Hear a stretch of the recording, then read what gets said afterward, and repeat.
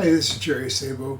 I recently put together a YouTube video about tablets, like for example the iPad, and the point was basically that a lot of seniors know how to use computers, but they don't know how to use iPads or iPhone, smartphones, and they seem to be afraid of them. So this is basically going to cover that area. To start out with, I've got my iPhone in my hand. It's kind of glared, it's turned on. And turning it on is relatively simple. In fact, it's interesting when it's turned off. If I click on the button on the side, I'll turn it off. But if I wanted to take a picture, for example, I've got on the screen, I've got a camera available. All I would do is hold down on that icon of a camera and I would be able to take pictures. And here's a flashlight. So one of the things about a smartphone is there's a flashlight. So if I hold this down, I have a pretty decent flashlight that's shining.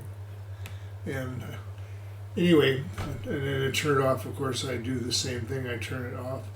Now, my phone is an older one, not too old, but it's a iPhone 10.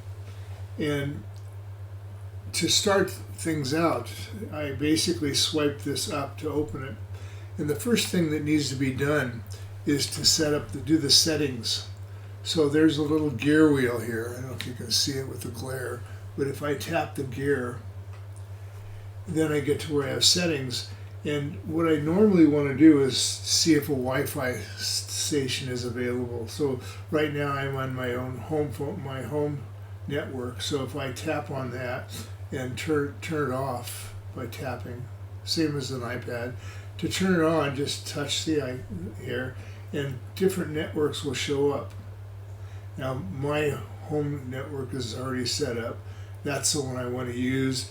And if it was a new place, like if I went to some coffee shop or something, and I tapped on whatever it is that's unlocked. See, these are locked networks, but if you find another one that's available that's unlocked and you tap on it, you might be able to have free Wi-Fi. Anyway, I've already set up for a Wi-Fi, so I'll go back in the settings. There are a lot of other things that are here on this settings screen. They're airplane mode, Bluetooth, whether I want to connect or not. So again, if I touch that, so normally I would connect to several devices. I have my car, my truck, the Ford Ranger, my watch. I have an Apple Watch. My hearing aids, and that's a nice one for seniors because, for example, I can play music or I can play a book through my phone and it goes to my hearing aids, and so I can turn the rest of the world out. Anyway, there are other settings like general settings where you get updates. You can control the brightness of the screen, what the home screen looks like, the wallpaper, all sorts of things. Not worth going into right now, but the main thing at the beginning is you need to set up an account. So for example, if you're setting up the phone from scratch, they will run you through all of this. But as you can see, I have an account set up. I have an Apple ID, an iCloud, media, and any purchases that I made. And for example, I had a family plan, and so that any purchase that I made could also be used by anyone in the family plan, and it was no additional cost. That's just part of the operating system. But it's really important that you have an Apple ID and a password, and that you never want to forget. And that Apple ID and password would be good for all of your different devices. If you have an Apple computer, an iPod, iPhone, any of those things. Okay, and one of the main reasons for that, let me get away from this screen, so I just slide it up to get rid of it. Now, in this phone, I can do a lot of things. I just swipe over to the side to see the different apps that I have, and all of these apps are purchased, some free, from the App Store. So this little blue A here, I'm going to tap it to get to the App Store. And so what it'll tell me is, for example, what apps I have. And if there are any of them, these are apps that, like they say, must have. So here's a Snapchat, Tinder. There's a lot of free apps. There's a lot of popular apps. Many of them are free. And there are a lot of pay apps. And an app is like a program. And so if you want to get any of these apps, you basically just touch on this and you get it free for a while. A lot of them have ads. You can watch movies through these things. Right now there's, for example, Amazon Prime Video. If you get it, so there's a little arrow down here of the cloud, that means you would get that, and they would ask you for your Apple ID and password, and then you could be getting Amazon Prime videos on your phone. Okay, some other things. There are games, many games, and again, a lot of them are free. And this would be a place like Angry Bird is a good one. I happen to like a couple of games, and I use them constantly. But there's tons of games, and again, they're arcade type games. And the other thing you can do is you can search for something. If you, for example, wanted to play solitaire, I touch the search button, and then I touch my finger in here, brings up the keyboard, and I would type in solitaire, S-O-L, and notice as I did that, it came up here, solitaire games free. So I would touch on that.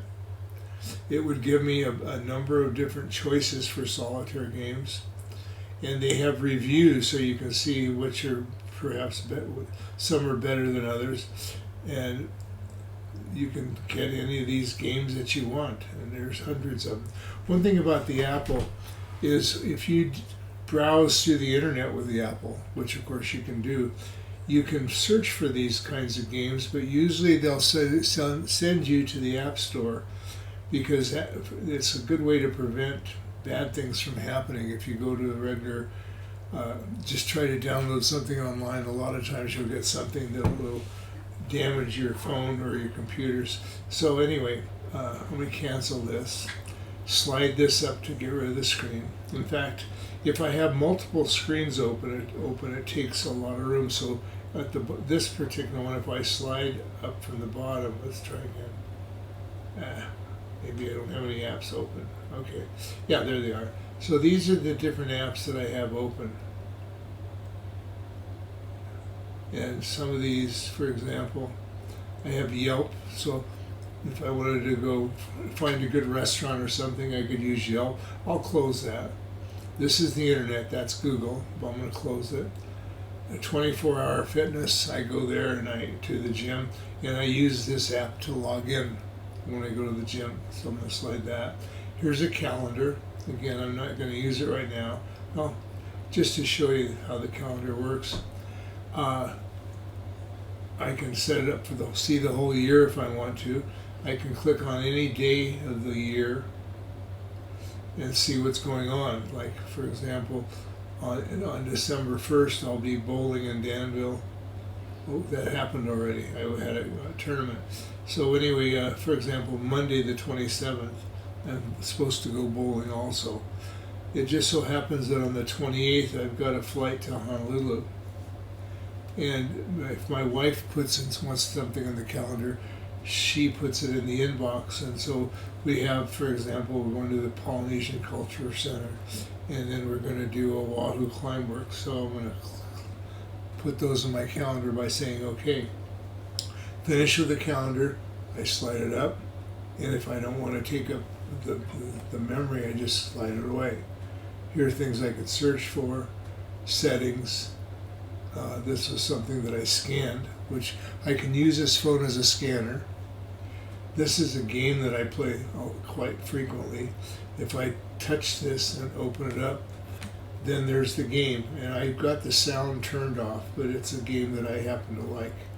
And if I want to play the game, it's kind of an adventure. So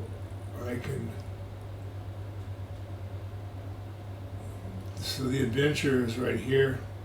If I want to click on something, I have to pay 1 star, which I get by playing a game. And then basically it's some dialogue that's going on in this adventure, and I tap to continue, and so on. And then I read a little bit, and after that, there's characters in this adventure, and so forth. So this is something that I like. And after, if I want to get more stars, I have to play a game, and the games are rather challenging, but it keeps me busy and occupied. So there's little things that you push, turns on lights, and so forth. I have to break up the envelopes, and so forth. So there's goals over here.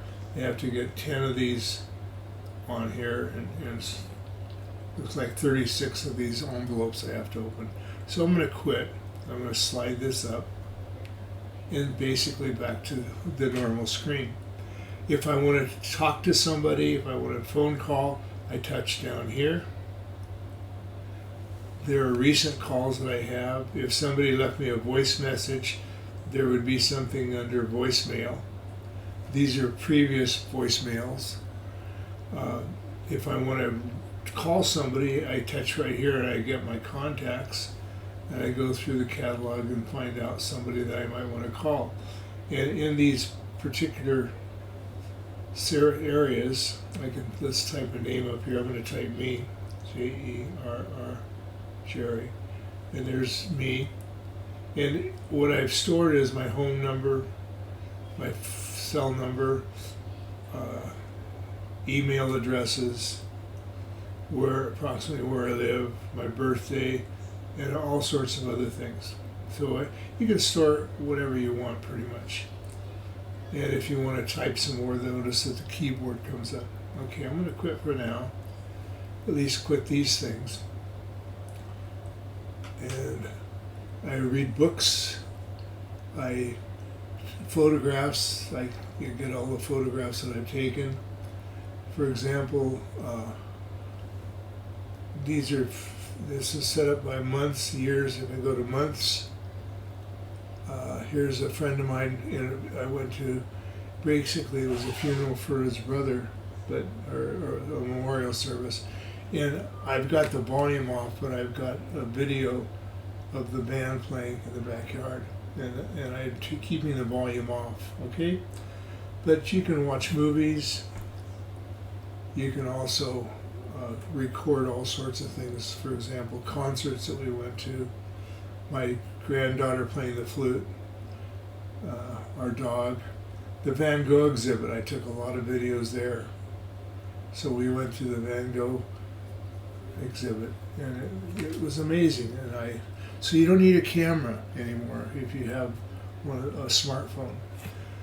One of the main uses, of course, is directions. So if I want to find out how to get to a certain place, I go to Google Maps, for example, and I just want to search. So here, Danville Bowl, I'll just click that in there. And so here, I touch here, it gives me directions. And it tells me that it's 32 minutes away, 26 miles. And then if I want to go, it's from my location to Danville Bowl.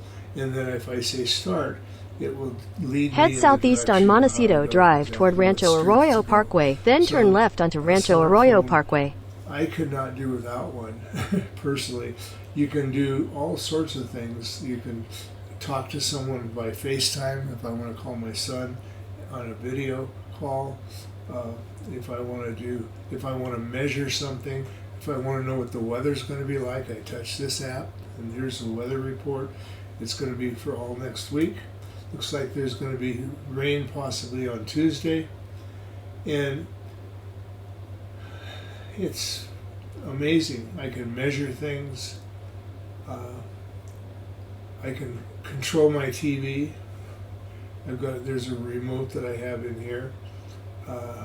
I can make airline reservations. I can save my tickets, my Clipper card. If I want to know what the scores are for the games, I tap ESPN, and I just go down here to scores.